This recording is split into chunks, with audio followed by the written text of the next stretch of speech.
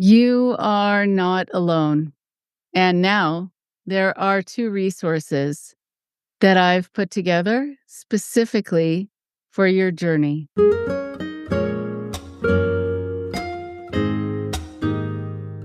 This is your host, Rachel Bernstein. I am an educator and a therapist and a cult specialist, and I am very excited to announce Restart and Restore, a journal for survivors of manipulation, and a companion notebook that I've put together to go with it that has people's stories that they've shared with me that they wanted to share with you, and some wonderful quotes from people whose thoughts I truly admire, and more pages and writing prompts for you to continue with the writing that can help you along your healing journey. This isn't just another blank journal.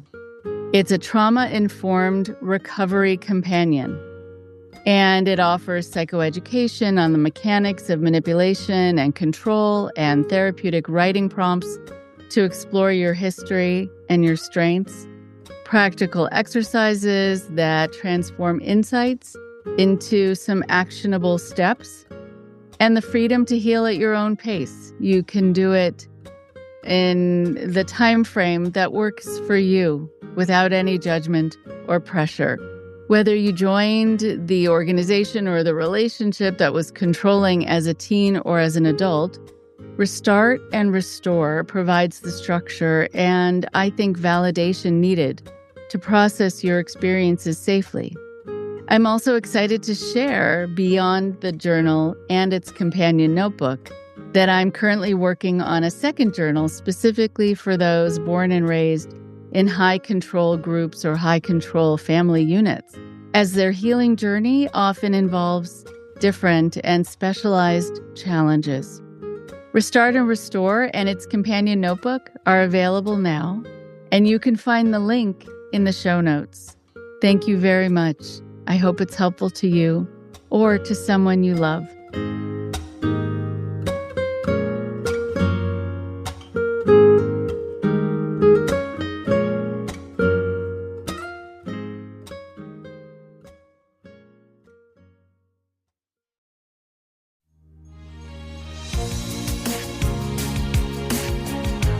Welcome to IndoctriNation, a weekly conversation series about protecting yourself from systems of control. I'm your host, Rachel Bernstein. Hello, everyone. Today on the show, I am very happy to have you hear from Luke Allen. I talked with Luke today, who is a survivor of the River Road Fellowship Group in Minnesota. Luke recounts his experiences growing up in this high control system from 1996 to about 2015, emphasizing the psychological impact and the manipulation tactics used by the leader, Victor, who is now imprisoned for his crimes.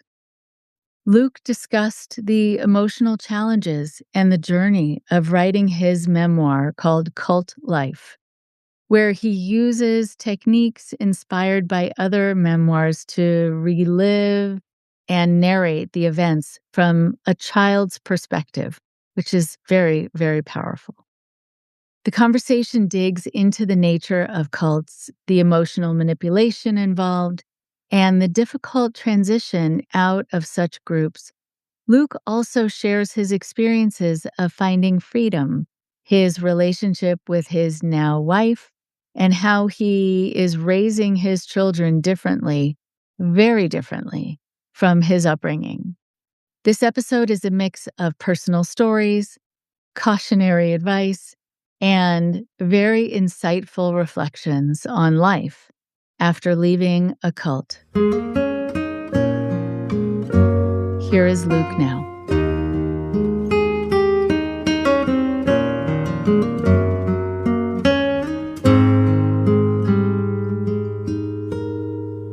I am so happy to have Luke Allen with me today and with all of us. You get to hear his story. I love the way that you tell your story from the perspective from a time that something affected you. It seems through the eyes of someone going through it, which takes people back, I think, in a multisensory way to their experiences, and it's really important to feel it.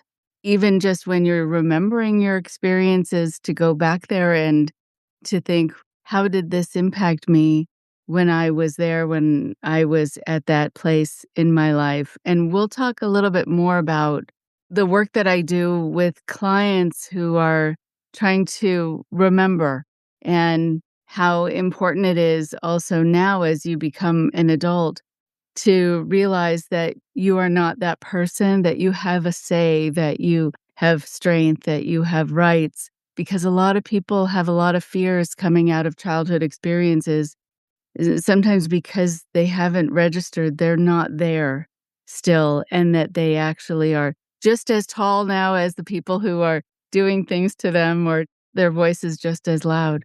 But I wanna give you a chance before I launch into all the different directions that we could go, give you a chance to introduce yourself to the listeners, to the viewers right now, and then we'll start talking. So go for it. Yes. Hi. Thank you, Rachel, for having me on. It's a pleasure.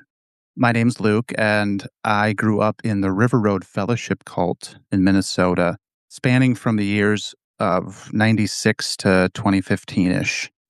And we were a lot of average kind of American families living in the Twin Cities that were doing Bible fellowships together, left over from another cult that was falling apart. And they got together and bought this Bible camp about an hour and a half north of the Twin Cities. And at first, those first 4 years, my parents brought us kids there and we were staff. It seemed kind of like it was going in a good direction. We had animals and we had gardens and we were inviting people up to all the Bible fellowships that were still affiliated with us in the Twin Cities would come up. That was the purpose of it. But then, slowly you have a cult leader stand out and tighten the grip of oppression on people. And then it heads in that direction and it gets worse and worse and worse until it snaps. That's kind of the basis of what happened there. I wrote the book. I say in it at the beginning that I did it because I love stories. I wrote the memoir Cult Life because I'm fascinated by stories. I love movies and books and TV and everything. And I wanted to do that. And so I dove into it and really fell in love with the genre of memoir. I got to steal ideas from all those memoirs to tell my story. And one of them you just mentioned is that of putting yourself in the actual scene and having the voice. I kind of stole this one from Angela's Ashes, Frank McCourt. His voice was that of a child when he wrote. So you have like the perspective of a 9-year-old and then a 10-year-old and an 11-year-old. I really wanted people to feel what it was like to be in it and to experience it because life isn't black and white. It's very gray. And so I wanted that to be visible. That's really incredible. There are some interesting writing techniques that we can glean, take, steal from other people, Right. collect, whatever it is, learn from. There are also in these subtleties that are so meaningful, like when people speak from the perspective of a child, even just saying in a sentence, I looked up to, literally, I had to look up to the people around me like I was smaller. There is something that gets conveyed about the powerlessness and the fear, all of it. Already there's an unfair power differential in general in these groups, but then especially with different ages. So that sounds very powerful and not easy to do. Not an easy thing emotionally to think, let me jump back there to when I was young. Very much so, yeah. I mean, it was hard at times. It was cathartic. It was difficult to face and jump back in those moments. I remember repeating a few of the stories to some people as I was working on it and it choking me up, having not worked it all out. I still haven't worked it all out. But it was the story of being at the camp the first year and the leader had his son throw his soccer trophies into the lake. And then my father came to me and told me that, it's scriptural to not have any idols before us. and that was the reason that we threw our soccer trophies into the lake. And I didn't understand it. I was 9. If that's what I need to do for God to be happy with me, that's what it was. And I have no connection even to those trophies. They were from like 7 and 8 years old, but the sheer not understanding it and being confused by it was really, I think, what choked me up when I was repeating that back to someone. But those are the kind of little things that are speckled in when you have like this kind of whatever high control group. Is that what they call it? Yeah. That it's just little itty bitty stepping stones like that lead to where the leader has total control. I think also about the detachment that here, if you get a trophy, I mean, my only soccer trophy says participant on it, so I don't know if that's really a big deal. I was 8. We were just chasing the ball around the field. Right, exactly. There's actually this video of these kids playing Little League, and they were 3 or 4, and the person who took the video said, "As you're watching this, watch it as many times as there are kids on the field because it's like they're all playing a different sport. One is just going in circles." I've heard it called a bee's nest. It's just a bee's nest that follows the ball around. Yeah. Right, and my son liked Little League because there were gophers that would pop their heads up, and anyway, he didn't care about the sport at all. But the detachment from your own achievements and learning how to not be upset, how to not miss things, how to manage all of those emotions, or at least hide that you're not having those emotions. It seems like that starts from a very young age. I kind of touch on it a few times in the book that I spent a lot of time trying to hide in the crowd, to be not singled out. Because to be singled out by leadership or the top leader was scary. In one early chapter of the book, I talk about how I would disappear from the dining hall where we all ate communal meals, and I'd go hide out in the bathroom. There was this little bathroom off the kitchen that was just a one toilet, and you could shut the door and be alone. It wasn't like a multiple toilet bathroom. And there was a verse hanging on the wall behind the toilet, and I just would sit there and try to memorize it. And it was Philippians 2:13. It is God which worketh in you both to will and to do of his good pleasure. Still have it memorized. Haven't even said that verse in years. That was what it was trying to hide from that pressure. The pressure would just get too great as a little kid. And one of my friends just read the book because he grew up at the camp with me, and he said, I did the same thing. I would go hide out in that bathroom. Incredible. Kids do that. They find their spaces. They need to find their privacy, their quiet places, the places where they can think. There are a lot of people who will talk to me about that they would find a place under their clothes in their closet or between something, sort of between a plant and the wall, or no one saw them. There are reasons that people do that, and I think it's very centering. You can also block out a lot of the noise and the pressure and the fear and just be by yourself, which you don't get to do in a lot of these groups. I was wondering too, just about it being a small group, because I remember reading it was about 140 people when it was at its largest, right? That's right. So then some people might think, oh, it was small. And so maybe it wasn't sort of as high pressure as some of these larger groups are. But I'm thinking, no, quite the opposite. That everyone was seen, everyone was watched, everyone was known. And I feel like that adds to all of it. What do you think? Absolutely. You just reminded me of a memory. I didn't even make it in the book, but the cult leader was mad at someone and he left the camp for a time. It was always drama. He went over to another location because we ended up having 3 nearby other locations near the camp that people had bought maybe 40-acre lots, divided them into 10 acres and put double wide trailers on each 10-acre lot, that kind of thing.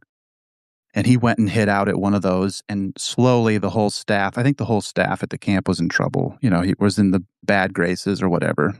And slowly everyone got to see him and make sure they were good with him and everything. And I was acutely aware that I was the last one to see him, other than a couple little kids. And because that was haunting me, that would come up. Why didn't you seek out to get back in the good graces? And so, yeah, a small group. I'm going to be swinging here a little bit, but I think a smaller group type cult could be potentially more devastating emotionally to people and traumatic for people because of that. There is no hiding. Eventually, you're going to get screamed at or yelled at or whatever, degraded. Because cults, that word is so interesting because there's big cults too, and there's cults that aren't even that harmful. I lived in Bellingham, Washington. The last third of the book is in Washington, and there's this little town up in the mountains that has a bus out front that they all go search for Sasquatch together, Bigfoot tours. And I'm like, that's a cult. They're all just going up there because they want to be a part of something. They want to be a part of something that makes them feel special and it makes them feel like they're doing something that's bigger than themselves. But if you want to, you could say Bigfoot's the leader in a way. From that, there's nothing nefarious going to happen too much.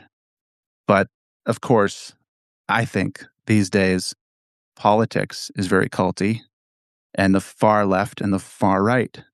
And it's just kind of being perpetuated on social media. But those are big cults where people are definitely getting programmed to think a certain way.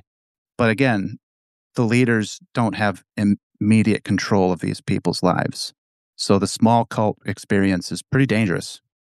Pretty dangerous. And I think also as we learn a little bit about the leader of your group, who I would love you to talk about just now through adult eyes, what you understand about him, because it's really interesting and important to have a conceptualization of someone being troubled, someone having probably psychiatric things going on.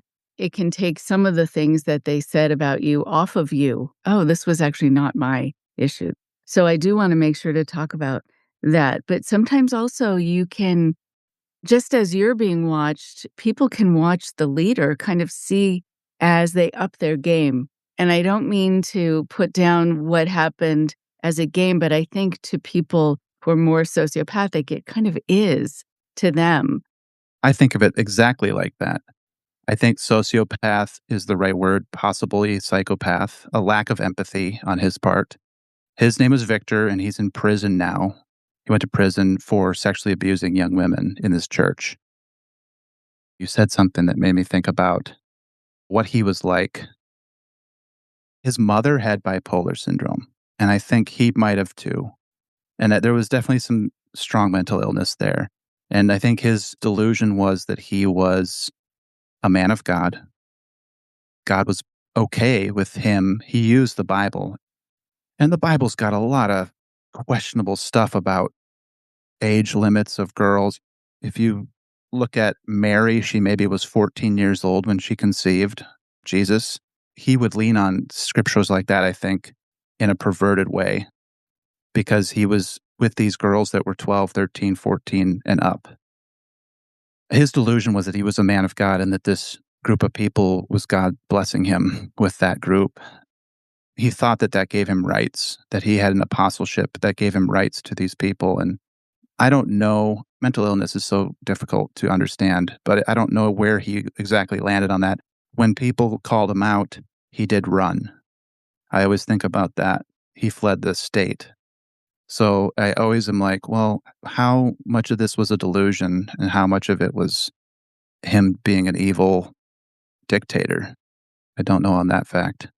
That's so interesting, right, that he did run, and diagnostically, what does that mean?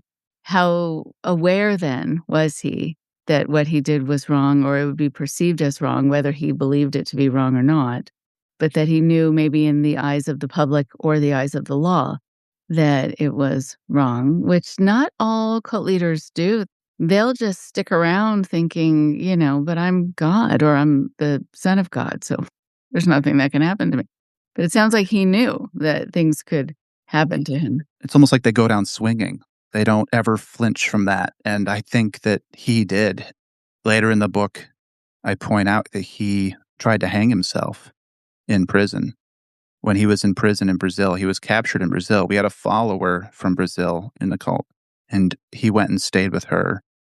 And he was running for the last 5 years, kind of. I didn't realize it at the time. I was still of the mind that he was being persecuted. He told us he was being persecuted because of the scripture he was preaching. Read the book. It all comes back around. I think when he got in prison, it didn't have all the adoration of people. reality set in real quick, that he wasn't like Paul or Peter being persecuted for the gospel. That's where he tried to hang himself. Very interesting. I think it panics people when this is all they have. I talk about cult leaders and they wouldn't survive in the wild. Like they usually don't have skills. Their skill is how to siphon power off of other people, how to manipulate other people's minds. So when they don't have access to other people, they don't have anything that they can do, or they don't have anything to show really for their lives. And so there are a lot of people who implode at that point or think about ending their life. They've lost their supply, so to speak. And that is also sick to think that they're parasitic in their way, but often they are. Right. And then it's at that point that the followers generally look and go, oh my God, I can't believe I was so scared of this guy all along. He's nothing. When you realize what he was, he looks pretty weak and pretty frail and pretty sad. I'm curious also, there are some people who, listening to this, have heard of The Way International, I think. Yes.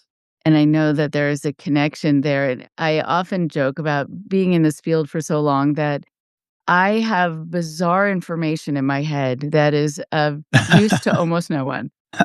And the fact that I know the name Victor Paul Weirwell, like, why? Why do I have that in my head? So I might not know how to quite change a tire well, which would be way handier to know, but still, here it is. But I'm wondering what you think the influence was there from one group to the next, and if you notice that there was an influence from one group to the next, because the way was very problematic and huge also. I think it was hugely influential to us. I think it gave Victor the blueprint for what he did. He was a young man in college and had a mom that was bipolar, and he was trying to be the stable one for her, and yet he was having his own struggles, but he was a hockey player, and someone invited him to a Bible fellowship at a college dorm, and he went to that, and that was the way. And then he gave up college, gave up hockey, and became hugely dedicated to the way.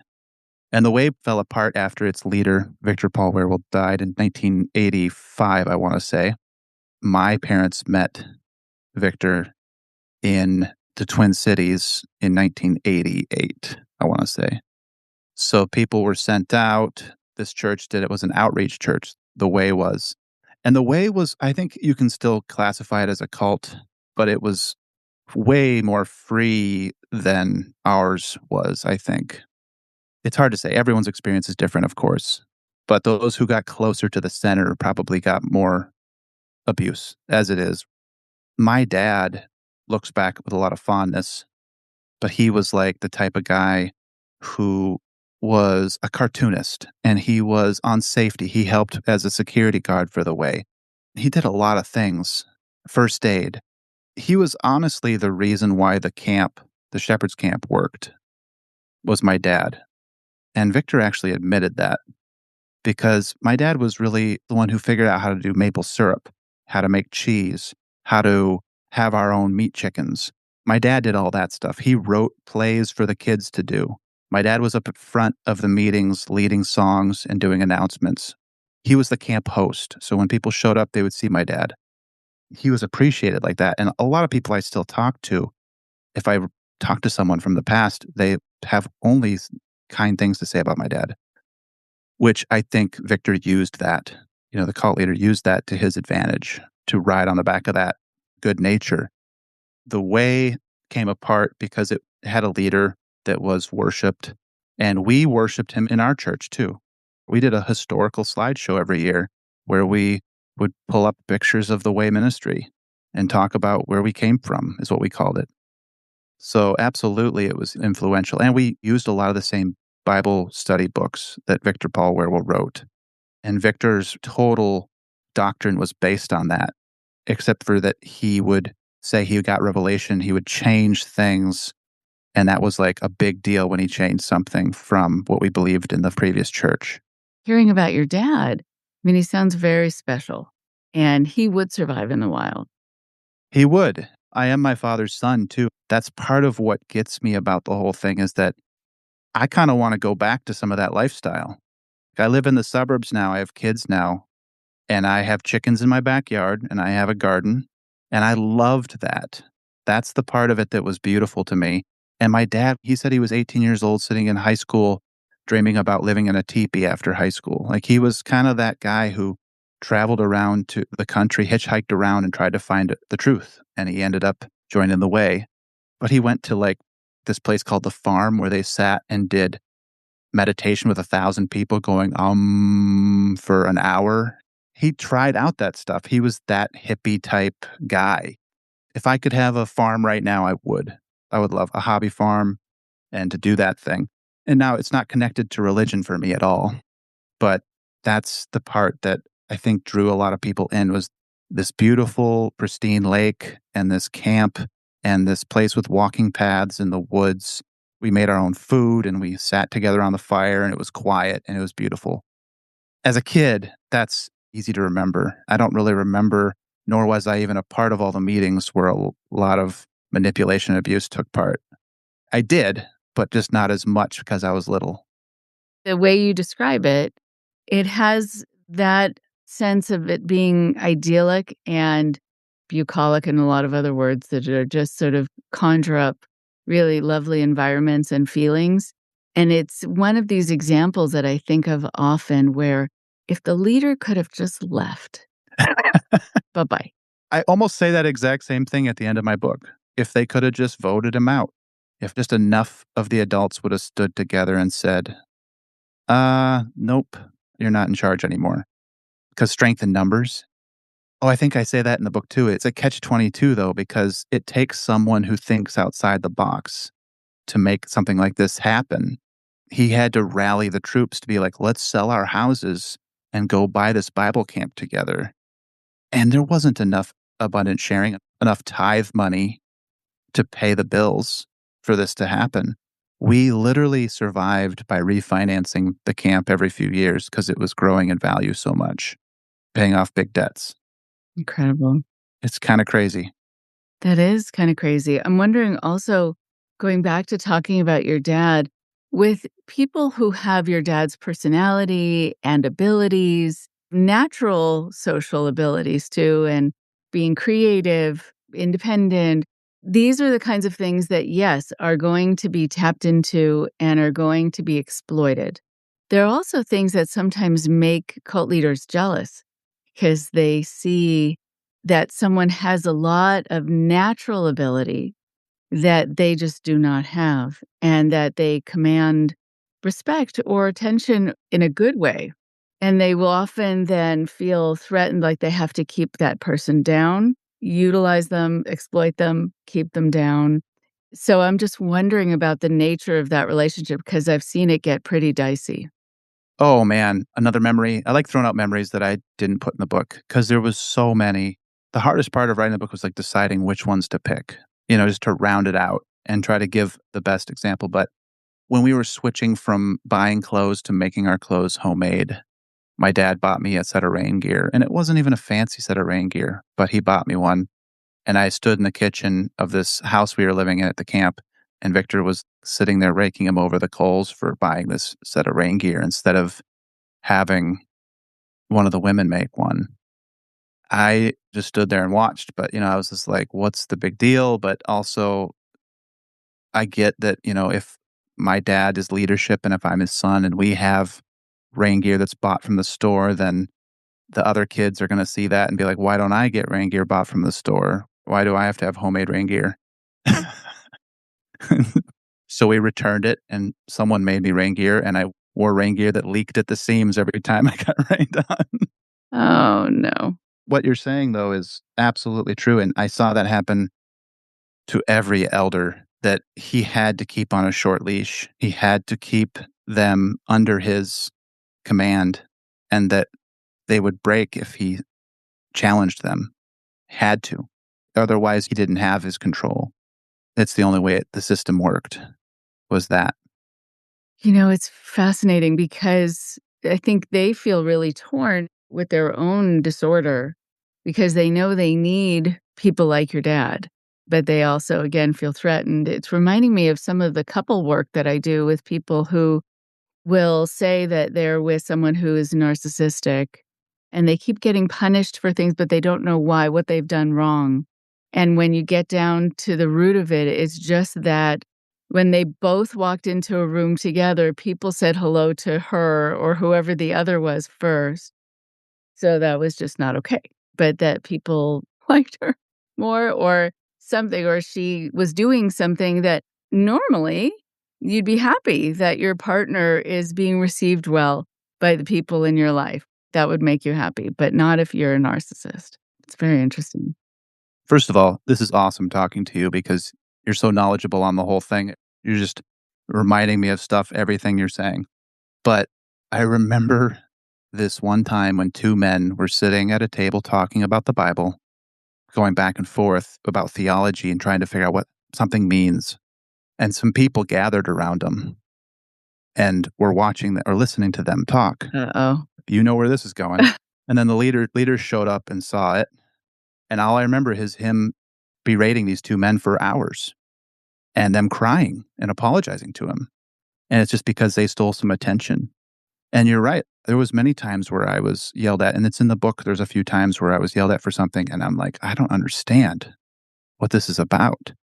And in the end, in my hindsight, it's interactions with women for the most part. It's when I had interacted with a woman, and he couldn't handle that. He couldn't handle men talking to women. Everything is a threat.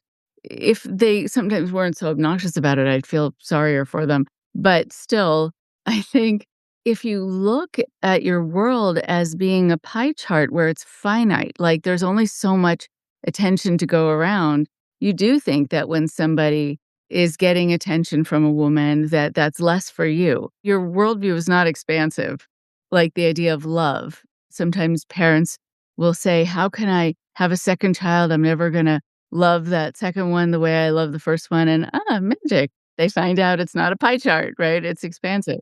But I think that there is something really interesting and disorienting going back to you as a child with getting in trouble but not knowing why. That must be really hard. Then how do you get it right the next time if you don't know? Right. You end up making rules for yourself in your head of how to avoid whatever that was. One of the times was after a concert, we played music for a group of people, and I came outside because I had been on the crew to set up and move furniture and move instruments and stuff. And there was a break. They had punch that was spiked punch. We didn't usually have alcohol, but my dad was also the winemaker, by the way. Of course he was. I went down there with a couple of the other young men and got a glass of punch from the ladies in the dark as they were cleaning up. And the next day, I found myself standing in a meeting with Victor and a bunch of elders, and he was yelling at me for this and how that wasn't the right move. And then he talked about not to give wine to Nazarites, which Jesus Christ was a Nazarite. He was from Nazareth, and Nazarites didn't drink. And he was bringing this up, and I'm like, I didn't understand how that applied. You know, it's like, wait, is this figurative learning from the Bible, or is it literal? What are we doing here? And he was just stretching, trying to find a reason to basically tell me, don't talk to the women in the dark like that. It's all he wanted was that. That's hindsight. For years, I didn't know what to make of that. All I could do was walk away and be like, don't bring the young men to talk to the young women. Because that's what he was really going after, was that I brought young men with me to talk to them. And I don't know. It didn't make sense. When something is emotionally driven, it doesn't make logical sense. That is always going to be trippy for people because our brain wants to make sense of things. We want to know what formula to follow now so that we can stay in someone's good grace. But if it, again, is emotionally driven, it's not going to be something that has a formula with it that also can apply even the next time. That actually has a physiological impact on people. They're just on edge because you can't master the system. You can't prepare for the next time. That's the best way to put it. You can't master the system because the system is based on the emotions of the cult leader. And I've talked to many people. I've heard stories from a bunch of people I grew up with. You could do the same thing twice and be yelled at it for once and praised at another. It didn't matter. He credited as the Spirit of God. That's how you write that off, is that it's, the Spirit of God working in him, which is so confusing. But also, that can't last. You probably know the answer to this. How long do cults, when they start, like from a real inception moment to it collapsing, it can't be that long. We're talking 15 years, and only 9 of it was at like full swing. Let's say 20 years, but the first 4 were building up to it, to when he brought these young women in and called it summer school, but he was making a specific group of unmarried women that the church thought were like nuns, but they weren't nuns. And he was abusing them. And so that was 4 years in, and then about 10 years go by, and then the last 5 is him on the run. So you only have like 10 years of very active cult.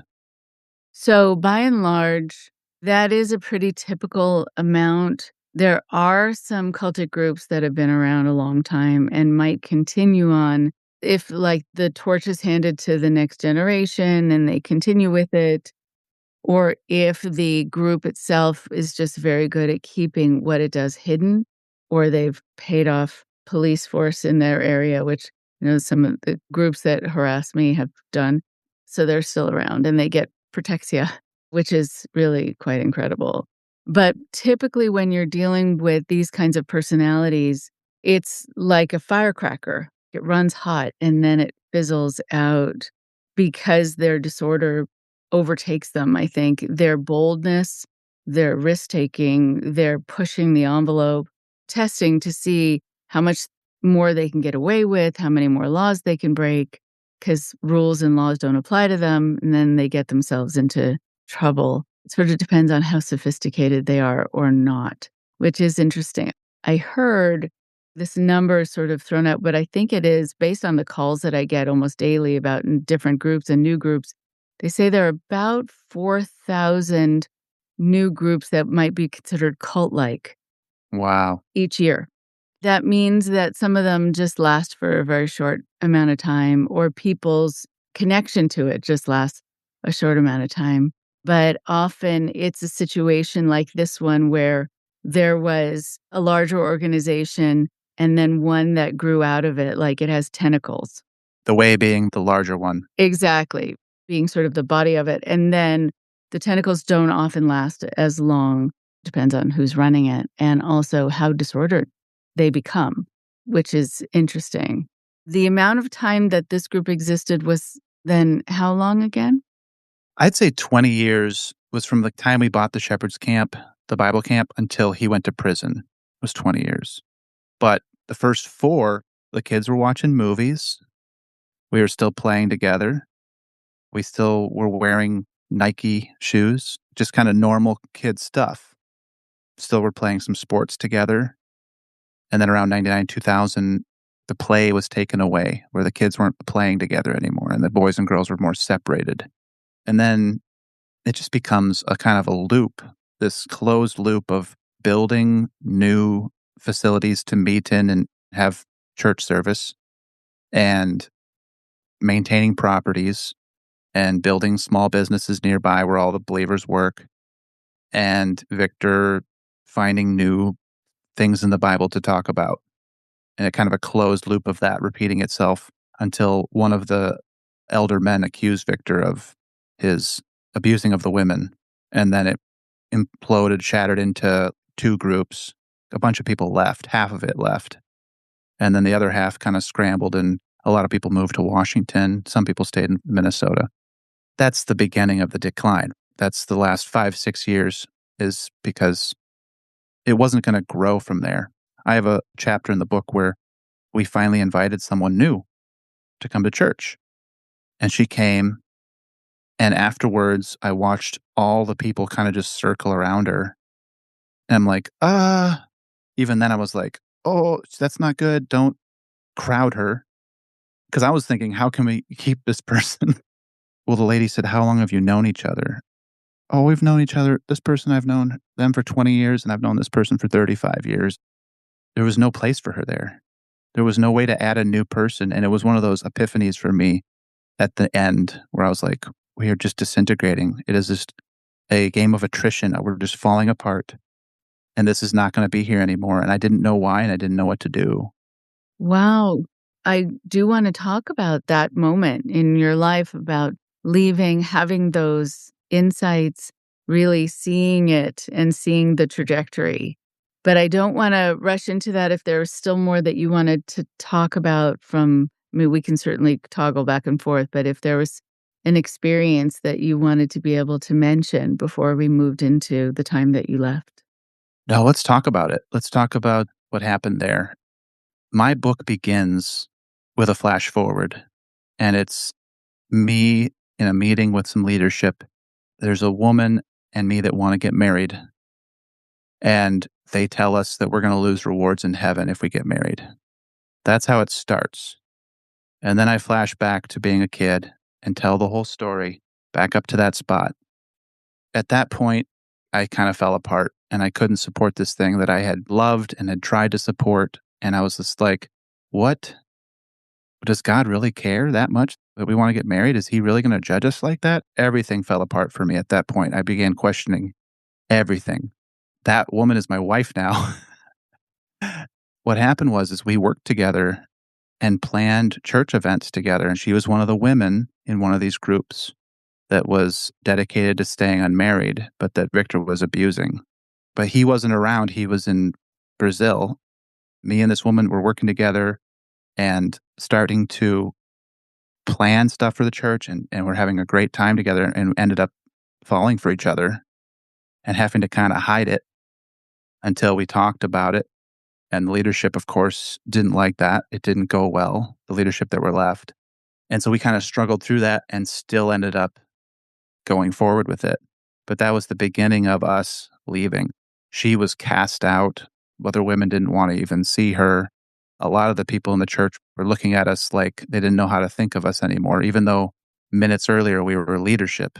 I had evolved to the point where I was leading Bible fellowship in my home, and she was the leader of this group. And there was only 30 some people around in Bellingham and 30 some people in Spokane. It was pretty small, but it was near the end there that I had a friend in Brazil that visited Victor in prison and saw him falling apart, and he began to question everything. He told me, and it caused me to ask my wife about it. And I talk about this all in the book, but she admitted to me that she had been abused by him, and it shattered me. That was the moment of, oh my God, what is this thing I'm a part of? It took months and even years to put all those pieces together. But from that moment, we got married. I loved her. I still love her. She's the best. And we've created a new life together now. But back then I thought I could come back from our honeymoon and go back to teaching the Bible in my home. And as soon as I opened the Bible when I got back, I couldn't. It was all connected to everything I had been a part of. And I've really been at that place ever since. I call myself a born-again agnostic, where if we believe on Jesus Christ and we have a spot in heaven, I'll take that deal. That's a good deal any day. But I'm not going to live under someone else's rules and guidelines to say how I should live my life. That won't happen again. I'm comfortable there. I'm okay being there. And I still believe in being a good person. I believe there's immediate value in that. I believe that being courageous, being kind, loving people is all we have.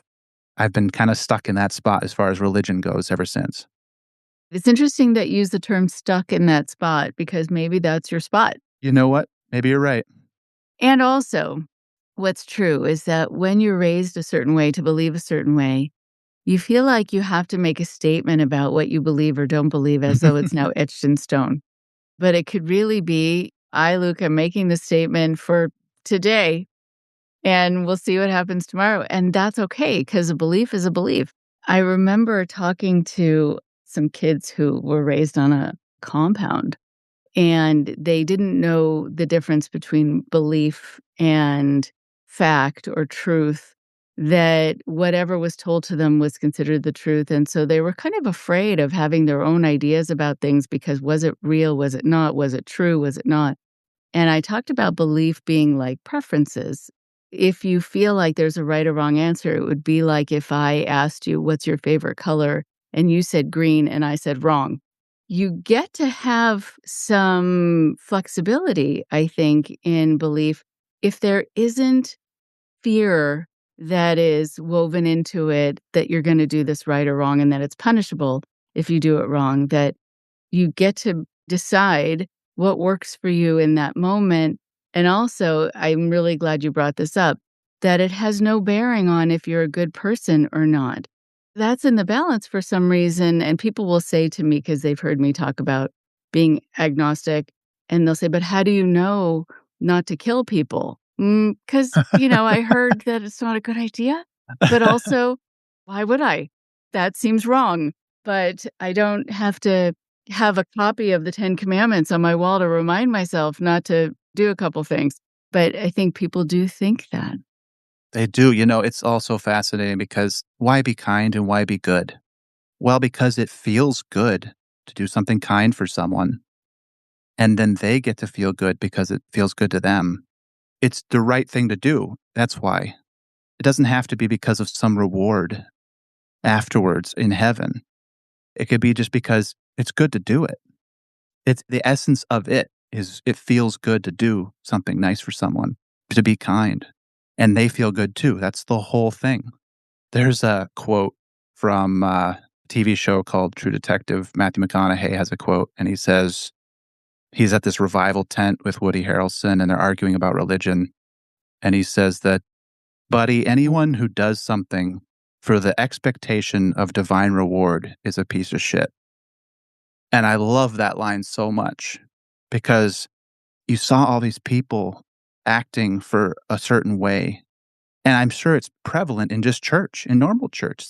Are you being good because it's the right thing to do? Or are you doing it because you think that God's going to bless you for it somehow?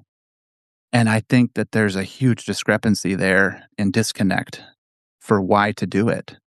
The motive is wrong. The motive is wrong. I'm thinking about when I used to do education and doing teaching. I still do every once in a while, which I love. Before becoming a therapist, I remember teaching kids about what their motivator was, that you have an internal locus of control, and then there's the external locus of control, and that it's something you grapple with even as an adult.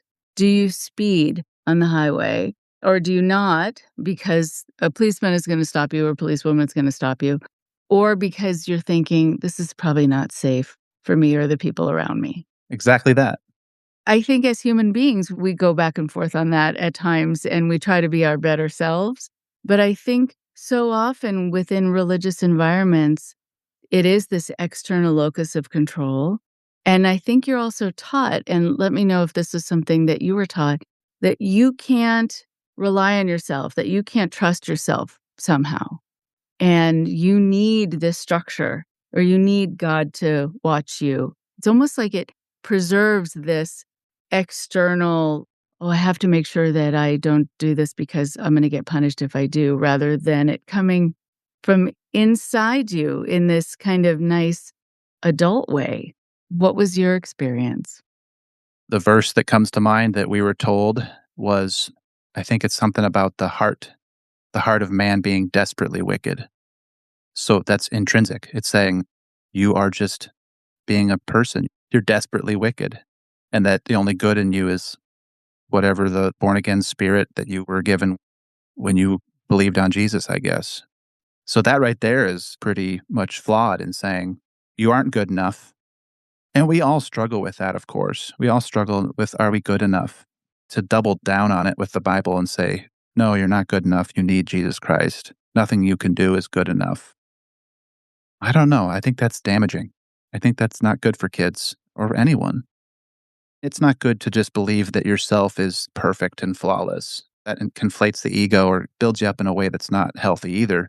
But I don't know. I think we all struggle with enough getting down on ourselves that the Bible verse to choose to preach shouldn't be that the heart is desperately wicked. I've talked about this on the podcast before, just again, having been a parent, now a recent almost empty nester, but dropping the kids off at school or just working at schools where I saw the drop off. I would hear what parents would say to their kids. as they're dropping them off, like, "Oh, have a good day," or "Good luck with blah, blah, blah," or "Be good." I'm like, okay, no, don't do that." And also, those are the kids who usually would be doing something that wasn't okay. There was almost this feeling like, well, I'm not trusted anyway. I'm not being told that my parent believes that I can be my better self, so, whatever. And these are the ones who would often push the limit and They're like, fine, screw it. screw it, right. I think the parents thought it's like this never-ending cycle. I think the parents thought they had to keep saying that, but in saying that, I think they were creating it or at least furthering it. I think about that for you just now being a parent and raising your kids. I'd be curious to hear what that whole transition has been like for you, just seeing these little people who are not inherently wicked, nor would it even occur to you to think of them that way, I'm sure. So I wonder, first of all, about transitioning out, the challenges of that. I'm so glad you and your wife have each other and had each other during that time, which is so nice. But what were the challenges coming out? And then also, what have you noticed just moving into being a father and raising your kids in a different way than you were raised?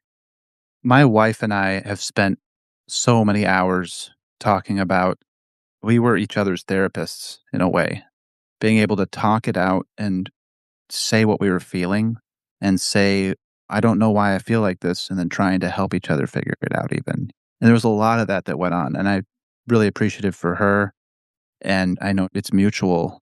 One of the funny things that happened was the first time we went to buy a TV, first time I bought a TV in my life, which I was sneaking watching TV on my laptop, but hadn't bought one. And I did a reflexive look around Best Buy over the aisles to see if I knew anyone in there, someone from the church that would see me buying a TV and be like, "Why are you buying a TV?" At that point, though, I was already out.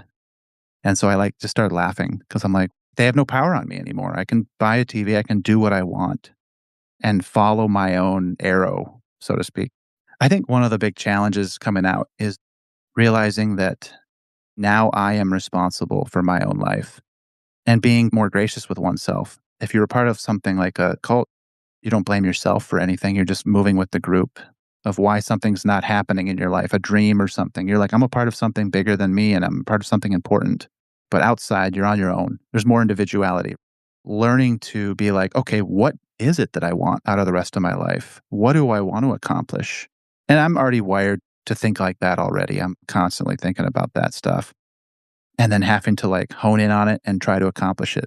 I love it too, but it's also the struggle of not having that singular purpose of being in a church or in a cult and being like, our purpose is to worship God and wait for Jesus Christ to come back, and that's it. That's one aspect of that. I'd say the transition into kids, the big thing for me was we don't go to church anymore. I haven't set foot in a church since. I got rid of my Bible, so I haven't opened a Bible. And I talk in the book that I don't pray or speak in tongues or do any of that anymore. Now I have a 7-year-old who's the oldest, and she's asking me because she has friends that are talking about God. And so we're getting in long conversations about it, which I love. I actually love. And like you said earlier, I think we can raise good people without having to be dependent on a holy entity. Maybe reckless to say this, but it's an experiment. We'll see. I think that with kids, it's all about giving them love, giving them attention. You have the guide of what you think is right and wrong if you're a good person. And if you believe you want to be a good person, all you do is just transfer that over by not letting them do stuff that you see doesn't fit your layout of that template. That's pretty simple. I mean, it's not easy raising kids at all. It's the hardest thing I've ever done, but it's also the most rewarding. I never say never about church. I have some friends right now down here. I'm in Florida and they've invited me to go. I thought about it. I think I might go to a church just because I would find it fascinating to step foot back in there and see what I felt. I do hugely miss the community aspect.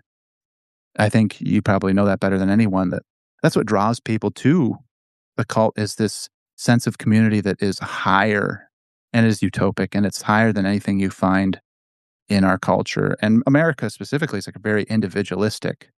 I wonder about like other countries that are more communal if they have more cults or less cults because here people feel alone. I think there's a sense maybe in our parents that are, the boomer Gen X generation that worked. You had your career and you had your family, and that's the whole thing. If that doesn't satisfy your itch to understand the world, then you're going to be looking for something and you're going to be susceptible to cults. My big thing right in the book was people don't understand how easy it is to end up in one. I think it's way easier than anyone could imagine who hasn't been in one. And I mean, that's just the simplicity of it. That's my arching theory is that anyone can end up in one. And it's the intrinsic human desire to be a part of something bigger than yourself. I think we all have that. I believe we do. That means a cause. Actually, children gives that to you, though, a little bit. If you focus on them, you have to be selfless when you have kids. You have to do something you don't want to do. It's just the nature of it because they need help. They need a bath. They need to be fed. And you don't want them to learn how to ride bikes? Well, you're going to have to go out there and take them and teach them how to ride a bike. They don't just go do that on their own. That fulfills that gap a little bit in the human psyche that you need to be a part of something that gives you meaning. People find it in all kinds of things. Like I said about the Bigfoot tours, or I remember a woman I knew a while back, Save the Whales. She was a part of that group. And that took over her life. Like it gave her purpose and she flew around the world protesting for that. That filled that gap. Maybe some people are less worried or more worried about it. And that might be the determining factor of ending up in a cult. That might be the only one because I don't see any proof that it's has anything to do with IQ or personality. I saw that on the whole spectrum of personality and IQ. If you look into the Branch Davidians, what was his name? David Koresh. His right-hand man was a medical doctor, and he was sleeping with that guy's wife. So make it make sense. It's not about IQ. No, it's not. And I found actually with people who are intellectual, they do something that I was reading that you talk about in your book, that you rationalize things, that you make it make sense because the cognitive dissonance is way too uncomfortable. And so you find a way to have those moments where you say, "Oh, okay, yeah, it must be because of this. That's why that happened." And Right. that's also answering for some people why they stayed so long, even after they started noticing some things that didn't come together, because it's like they filled in the gaps themselves with some kind of logic in their head just to deal with that discomfort. So I think people who are intellectual sometimes get even more involved. They make it make sense. I think it is really hard when people leave and they feel that they are being criticized for believing something or believing in someone who was not okay. You're right. It doesn't necessarily have to do with intellect, doesn't have to do with the person themselves. Sometimes it's not a who question as much as a when question, that someone is vulnerable then or looking for something then. Exactly. So there are a lot of reasons that are all valid. It's very interesting. When you also are dealing with, and I'm thinking about raising kids, there's probably also an emphasis on that it's okay if you make a mistake. I'm going to assume that because that's usually not part of people's upbringing, even though it sounds like you had some relaxed environments and moments that were okay, that you could play, but that it became more and more strict. And often when it becomes more and more strict, there are more and more punishments just for being a human being, just for making age appropriate mistakes, spilling something, not knowing something, not being able to sit still. I think you were saying this earlier too about the system being based on the personality of the cult leader. If he was a narcissist, he was bipolar, there's a lot of confusion there, but he was very hard on himself about mistakes. Then in turn was hard on everyone about mistakes. We first got into raising meat chickens, and we butchered the meat chickens ourselves, and we put them in a freezer before they were cooled off and stacked them. And instead of freezing in the chest freezer, they rotted.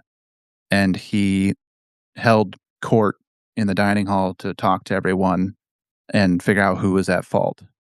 And it's interesting too because it's this socialist community kind of, so responsibilities could fall through the cracks too. It's no one's baby. If you were raising chickens yourself, you would make damn sure you didn't let them do that because it's fruit that you worked for. But when you have a group of people, it's like, whose responsibility is it? And I also saw that with childcare too. It takes a village to raise a kid or whatever, but the church was responsible for raising the kids. Parents let up a little bit. Any adult could reprove any kid, yell at any kid. They had to work out sometimes if someone thought something was wrong and they were going too hard on a kid. But for the most part, it was the church raising the kids. That means the kids kind of fell through the cracks, is what that means. I think there was a lot of that because there's just not that one-on-one time with a parent where you can actually engage and be like, how are you doing?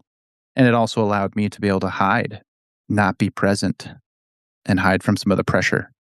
Right. I'm wondering how else you survived because I think people find their way to balance out their nervous system, to find their loopholes, their freedoms where they can have a little bit of control. What else do you remember that you did for yourself emotionally when you were growing up?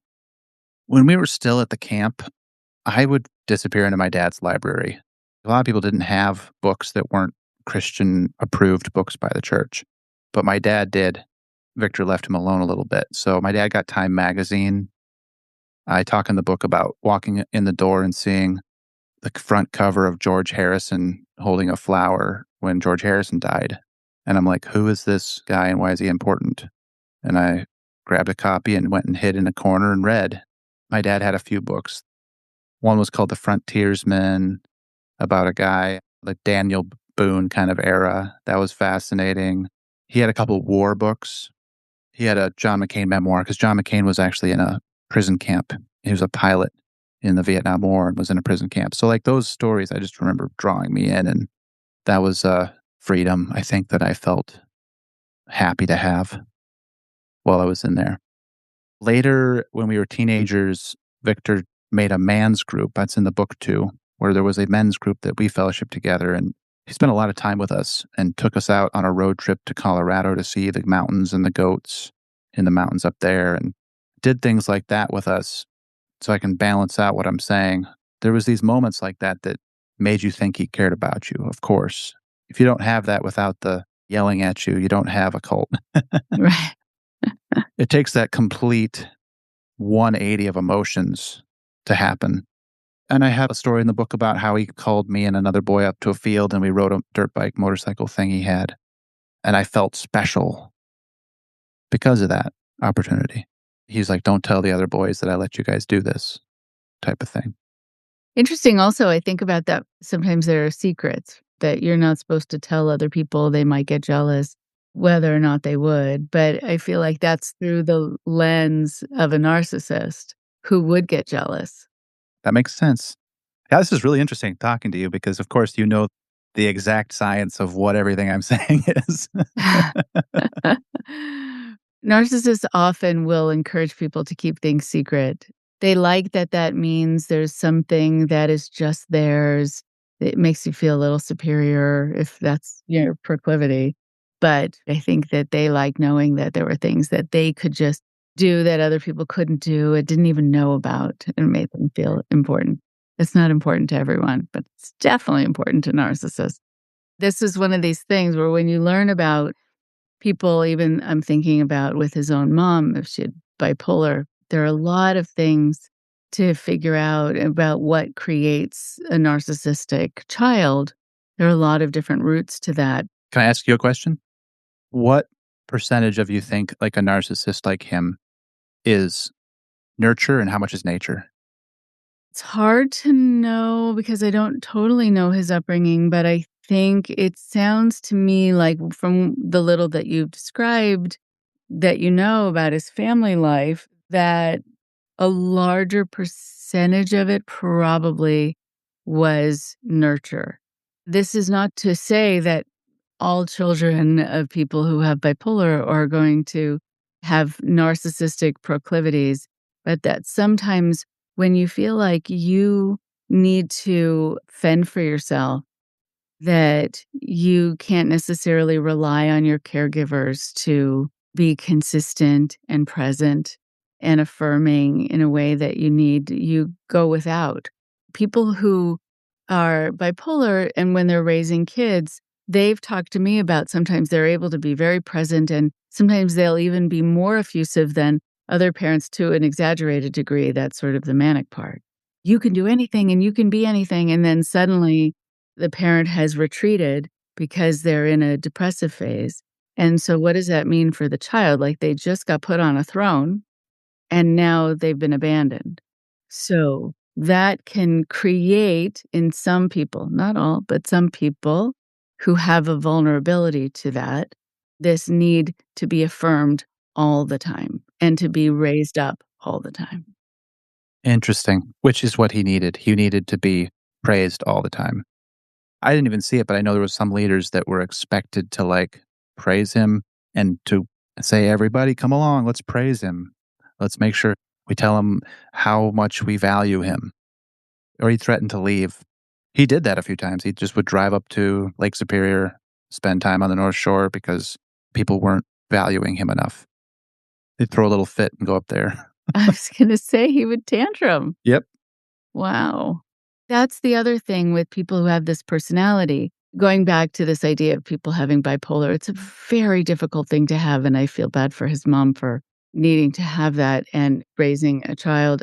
I give a lot of compassion to that. What is also true is that then when you're dealing sometimes with narcissists, it is harder to feel that level of compassion. You actually see this acting out child in them. And after a while, you can stop having patience for it and stop wanting to feed it. Get over yourself, even though they can't. They can't. They're kind of stuck in it. There's some people who are really intimidated by narcissistic tantrums. But I will sometimes encourage people not to say this out loud, but to sort of picture that that person who is being scary and tantruming and threatening is a little child who never grew into adulthood and learned how to be in the world without being threatening, without being dramatic. And to picture that they're in a toy store and somebody said, no, you can only have one, not 7 toys. And they're just like hitting the floor and having a tantrum. So if you can imagine that, that it helps you reduce them down to size in the moment so you're not as afraid. Even though you still have to be careful and you still have to keep yourself safe. But it helps you, I think, detach yourself a little bit from the things they say and do so that you don't take it as personally because it's really not about you. That is very interesting. As we're finishing up, this went really fast. I know it did. There's always so much to talk about. Let me know and let us know if there's anything else you wanted us to know just about your experience or what you learned and sort of the takeaway, but also where people can find your book and find you. Yes, thank you. Takeaway is watch out. Uh-huh. Be on the alert because it's not that hard to end up in a cult. If you give up your critical thinking, that's not a good thing. Don't start there. And my book is Cult Life, Tales of a Radical Christian Boyhood. It's on Amazon, paperback and Kindle. I have Instagram, a page. People can find that at, I think it's Luke88Allen. I have a Substack I just started where I'm blogging and I'm posting weekly. I put the first chapter of the book on there, but now I'm just kind of doing anything I'm interested in, which is where this is leading me. I really want to go on to write more. I really enjoy writing. I'm moving in that direction. I don't know what the next big project's going to be, but I'm working on little ones right now. Wow. It's exciting that you're moving things forward, that you're putting more onto paper, that it is this really nice way of expressing what you've been through, but also doing a lot of education and prevention, which seems very much tied to the watch out message, which is really an important one. So I really appreciate you trying to safeguard us by sharing these pieces of information and pieces of your life. It's not an easy thing to do. So I really do appreciate that you did the heavy emotional lifting on this to educate us. I like to say too, my book, I'm really proud of it. I wrote it to read, not be boring, and to be a page turner. And I studied memoir for 8 years while I was doing it. Read over 100 memoirs. I think it stacks up against some of them as a pretty good memoir. And I don't think you'll be bored. I think you'll find it fascinating. So please check it out. Please do. Please do. Great to talk to you. Great to get to know you. You too. This was great. Good. I'm so glad. So come back anytime. Happy to continue the conversation. All right. Sounds good.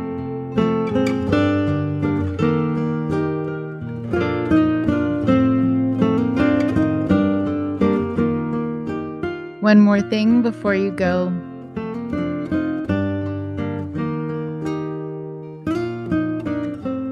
Thank you, Luke, for telling us a little bit about your life and about your experiences. I was so struck by the conversation about your dad. There is something about someone who's really good and is trying to be good and has a good nature and has real skill and has the potential to be liked, that in society outside a cult, that would be lauded and that would be praised and that would be appreciated. But within a cult, all of these things are things usually that cult leaders do not naturally possess. So, just like typically the narcissists that they are, they're going to feel threatened and jealous of anyone who can do what they can't or who can do something way more easily than they can. And so, because they're strategic, they'll still use you. Of course, they'll use you for your skills, for your abilities, if it serves them. But then they'll take it out on you that you have these abilities, and they will make your life miserable, or they will give you more to do than you're capable of doing, or they'll make you feel like the job you did wasn't ever quite good enough because they have to keep you in your place. And your place is always beneath them. So it's a very confusing picture for the people outside, but imagine what it's like for people on the inside. Imagine Luke's father, who was being publicly shamed, was being given a really, really, really hard time, was having his ego really stomped on for no other reason besides that he could do things the cult leader couldn't, or he was a certain kind of person that the cult leader wasn't. And he was liked in a way that the cult leader had to work hard in order to achieve. And even when he achieved it, I mean, I do think people who work really hard to manipulate people into liking them know somewhere in their subconscious that it took all that effort and that it took so much fabrication of interactions and trying to be impressive and making sure that you got that person's attention and you worked hard on doing PR for yourself with that person. And then you see someone walking by and just smiling and saying, hey, and that person who you worked so hard to get their positive reinforcement from or to have that person like you just turns to this other person and says, hi, good to see you, in such a genuine way that you know you're not getting. That is going to make the narcissist really, really resentful. Narcissists are not able to be happy for. They're not able to be happy for other people. They're not able to honor other people's achievements. They're not able to be gratified by being in the presence of someone who is a good person. And they're not able to just be thankful that someone is willing to do some work for them. They will evaluate the work, and if they think that that person has the potential to feel too good about themselves and the work they did, they'll make sure not to compliment it. They'll make sure to criticize them or it in some way. And even if the work itself is perfect, they'll find some way that it wasn't, like it wasn't done soon enough or whatever, or that they weren't seeming joyful while they were doing it, etc. They'll just find anything. It is really difficult when you're having this sort of 1-2 punch and a very confusing system that you're in with narcissistic personalities where you just, if you don't have that personality, you really feel like you've done something wrong and that this is a lesson for you and that you really need to try harder and you need to work on being better at something. And after a while, it's not even so clear what you need to be better at and what you need to try harder to be or to overcome or to prove. But you just know that you haven't quite done it right yet. And that is very purposeful. I will often tell people that if they feel like no matter what they do, the person who they're with, it could be a boss, it could be a partner, it could be a church leader, it could be anyone. That person finds fault with everything they do, no matter what, and will even contradict themselves in what they find fault with. Either that last weekend when you took on this task, you did it way too quickly, so I knew that you weren't really taking it seriously, even if it was done, again, perfectly. And this weekend, the criticism is you did it much too slowly. So I know that you were being lazy and maybe taking breaks and not taking it too seriously. If you're doing it wrong, whether you're coming or going, if whatever it is that you did is still not to the other person's satisfaction, but everyone else seems to think it's really okay or it's really good, and there's part of you actually that can sit back and feel proud, then know that this isn't about you. This isn't about you not doing it well enough or not feeling it in your heart or not being joyful enough, not doing it quickly enough, not doing it slowly enough, not doing it on Wednesday because you should have done it on Thursday, whatever it is. You want to then see if you can take it off of yourself and wonder. It might be premature to actually assign blame and to know for sure, but at least start by wondering, maybe this isn't about me. Maybe this is about the person who keeps needing for me to be wrong or keeps needing for me to feel like I failed or keeps needing for me to work hard to try to get it right or more right the next time.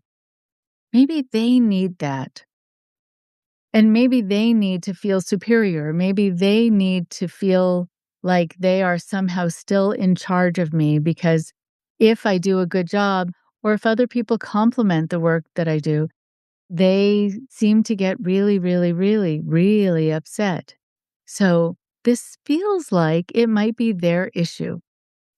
And even though they've made me feel very critical of myself for ever questioning this person who is in charge as being faulty in any way, maybe they still are.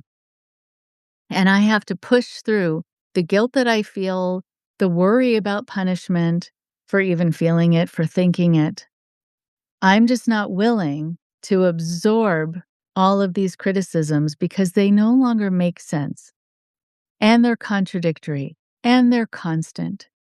And so when that happens, when they are contradictory and constant, then it really, really, really, really, really isn't about you anymore. And then you really do want to wonder what this person is trying to do, what this person is trying to do to you, but also what their insecure self and insecure ego is making them do to you. And then you'll know that this is a relationship that really isn't a safe relationship. It's never going to be a good relationship. It's never going to be a place where you're going to feel affirmed or you're going to hear a thank you. And not that you're doing it for that, but at the very least, you shouldn't just always hear criticisms. And after doing really hard work, it shouldn't be that you're in a situation where you need to somehow apologize for something that you're not even quite clear you know that you did wrong. That's very purposeful. And that's to keep you always working harder. That's to keep you in a system where when they say jump, you're going to say how high. And they're going to make sure of it because their fear is that one day they're going to say jump and you're going to say, no, I've jumped quite enough and I'm tired and it's gotten me nowhere. So they will defend against that for as long as possible by making you feel you have to just try to do it better, try to do it more perfectly. And you'll never get there. And they'll make sure of it. So try as much as you can, again, to wonder about the situation you're in. And if you think there's ever a chance that you'll get it right or not, or if anyone around you in that system has ever gotten it right or not, notice that too. Chances are no one's gotten it right. And that's not correct. That's not kind. It's not even statistically probable. Take good care, and I'll talk to you next week. Thank you very much for listening. Please support IndoctriNation on Patreon at patreon.com/indoctrination. Be sure to give us a follow on our social media. Find us on Facebook and Instagram using @Indoctrination Podcast. And for Twitter, find us at @_indoctrination. We love hearing from you too. So send us an email at indoctrinationshow@gmail.com. And for more updates on the show, visit our website at www.podpage.com/indoctrination.